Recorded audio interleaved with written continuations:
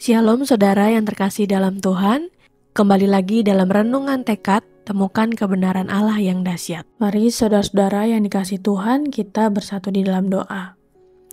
Bapa yang maha baik, hari ini kami menyerahkan seluruh hidup kami ke dalam tangan-Mu.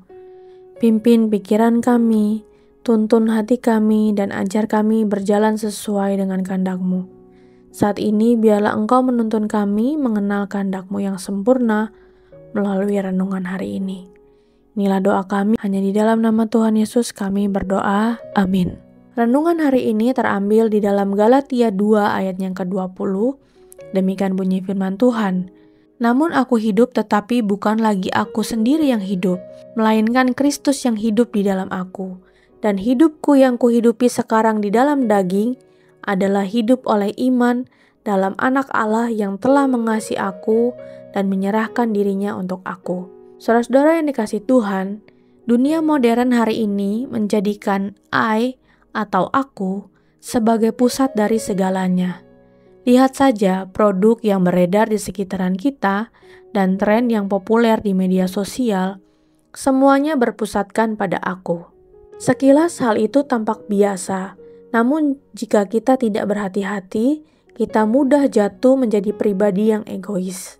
Paulus di dalam teks yang barusan saja kita baca justru berusaha melawan arus dunia yang berpusatkan pada aku. Kepada jemaat di Galatia, Paulus dengan tegas menasihatkan bahwa aku seharusnya tidak boleh lagi menjadi pusat hidup kita. Kristuslah yang seharusnya menjadi pusat. Mengapa? Karena kita sudah mati bersama Kristus sehingga hidup yang kita jalani hari ini bukan lagi milik kita, melainkan milik Kristus. Karena itu, setiap keputusan, perkataan, dan tindakan kita seharusnya berpusat dan bersumber pada Kristus, pada kasih-Nya dan pada kehendak-Nya, bukan pada diri kita.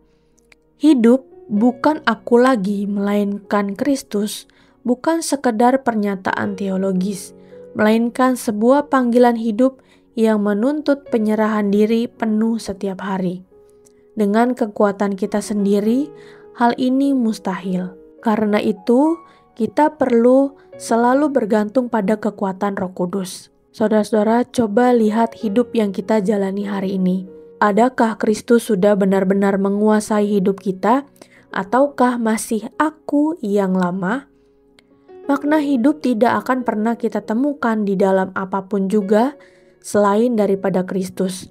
Karena itu, biarlah hati kita terus dibentuk oleh Kristus dan biarkan Dia memerintah sepenuhnya atas hidup kita. Mari kita bersatu di dalam doa. Bapa yang Maha Pengasih, terima kasih untuk firman-Mu yang menyadarkan kami bahwa kami seringkali sebagai manusia punya kecenderungan menjadikan diri kami sebagai pusat hidup kami. Mohon ampuni kami Tuhan. Tuhan, kami mau kembali hidup di mana Kristus yang menjadi pusat hidup kami. Biarlah panggilan hidup kami adalah hidup yang menyerahkan seluruhnya ke dalam tangan-Mu. Biarlah makna hidup kami temukan di dalam-Mu dan Engkau memerintah atas hidup kami. Inilah doa kami, hanya di dalam nama Tuhan Yesus kami berdoa, amin. Saudara yang terkasih, jika saudara memiliki pokok-pokok doa yang dapat dibagikan kepada kami untuk kami doakan, saudara-saudara bisa mengisi pada link deskripsi dari tayangan ini atau men-scan barcode yang ada di tayangan ini. Kami akan mendukung di dalam doa untuk setiap pokok-pokok doa yang ada.